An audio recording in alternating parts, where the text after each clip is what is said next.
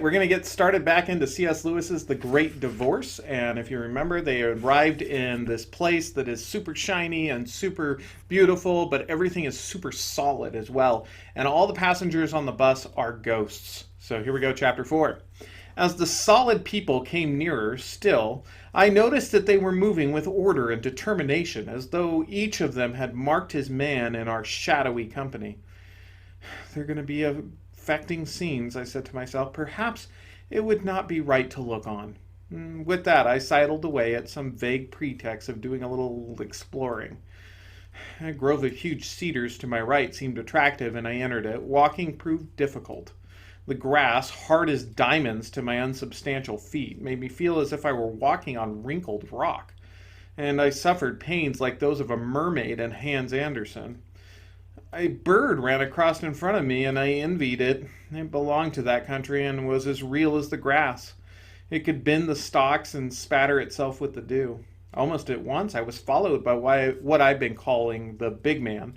To speak more accurately, the big ghost. He, in turn, was followed by one of the bright people. "Don't you know me?" he shouted to the ghost, and I found it impossible not to turn and attend. The face of the solid spirit, he was one of those that wore a robe, made me want to dance. It was so beautiful, so established in its youthfulness. "Well, I'll be," said the ghost. "I wouldn't have believed it. It's a fair knockout. It isn't right, Lynn, you know. What about poor Jack, eh? You look pretty pleased with yourself, but what I say is, what about poor Jack?" "He's here," said the other. "You will meet him soon if you stay." "But you murdered him!" "Of course I did. It's all right now." "All right, is it? All right for you, you mean, but what about the poor chap himself laying cold and dead?" "But he isn't. I have told you, you will meet him soon. He sent you his love." "What I'd like to understand," said the ghost, "is what you're here for. As pleased as punch you. Bloody murderer, while I've been walking the streets down there and living in a place like a pigsty all these years." "That's a little hard to understand at first, but it's all over now. You will be pleased about it presently. Till then, there's no need to bother about it." "No need to bother about it. Aren't you ashamed of yourself?" "No, not as you mean. I do not look at myself. I've given up myself. I had to, you know, after the murder. That's what it did for me. And that was how everything began." "Personally," said the big ghost with an emphasis which contradicted the ordinary meaning of the word, "personally, I'd have thought you and I ought to be the other way around. That's my personal opinion." "Very likely we shall soon be," said the other, "if you'll stop thinking about it." "Look at me now," said the ghost, slapping his chest, but the slap made no noise. "I gone straight all my life. I don't say I was a religious man, and I don't say I had no faults, far from it. But I done my best all my life, see? I done my best for everyone. That's the sort of chap I was. I never asked for anything that wasn't mine by rights. If I wanted a drink, I paid for it. And if I took my wages, I done my job, see? That's the sort I was, and I don't care who knows it." "It would be much better not to go on about that now." "Who's going on? I'm not arguing. I'm just telling you the sort of chap I was, see? I'm asking for nothing but my rights. You may think you can put me down because you're dressed up like that, which you weren't when you worked under me. And I'm only a poor man, but I gotta have my rights same as you, see?" "Oh no, it's not as bad as that. I haven't got my rights or I should not be here.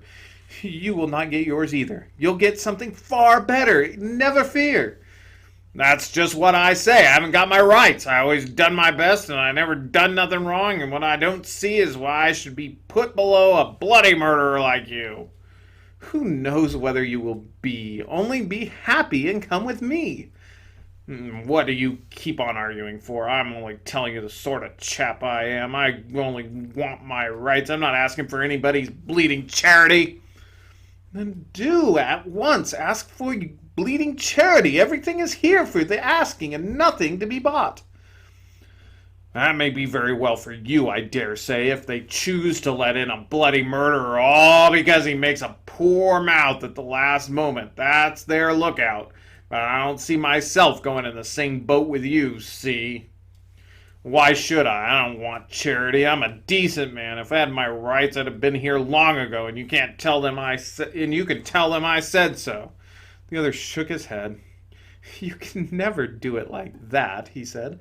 Your feet will never grow hard enough to walk on the grass that way. You'd be tired out before we got to the mountains, and it isn't exactly true, you know. Mirth danced in his eyes as he said it. What isn't true? Said the ghost sulkily. You weren't a decent man and you didn't do your best. We none of us were, and we none of us did. Lord bless you, it doesn't matter. There's no need to go into it all now. You, gasped the ghost, you have the face to tell me I wasn't a decent chap. Of course, must I go into all of that? I will tell you one thing to begin with. Murdering old Jack wasn't the worst thing I did. That was the worst work of the moment, and I was half mad when I did it. But I murdered you in my heart deliberately for years. I used to lie awake at night thinking what I'd do to you if I ever got the chance. That's why I've been sent to you now, to ask you forgiveness and to be your servant as long as you need one, and longer if it pleases you. I was the worst. But all the men who worked under you felt the same. You made it hard for us, you know, and you made it hard for your wife, too, and for your children. You mind your own business, young man, said the ghost. None of your lips, see, because I'm not taking in any impudence from you about my private affairs. There are no private affairs, said the other. And I'll tell you another thing, said the ghost. You can clear off, see, you're not wanted. I may be only a poor man, but I'm not making pals with a murderer, let alone taking lessons from him. Made it hard for you and your like, did I? If I had you back there, I'd show you what work is. Come and show me now, said the other with laughter in his voice. It will be a joy going to the mountains, but there will be plenty of work. You don't suppose I'd go with you? Don't refuse. You'll never get there alone, and I'm the one who was sent to you. That's a trick, isn't it? Shouted the ghost, outwardly bitter, and yet I thought there was kind of a triumph in his voice. It had been entreated. It could make a refusal, and this seemed to be kind of an advantage.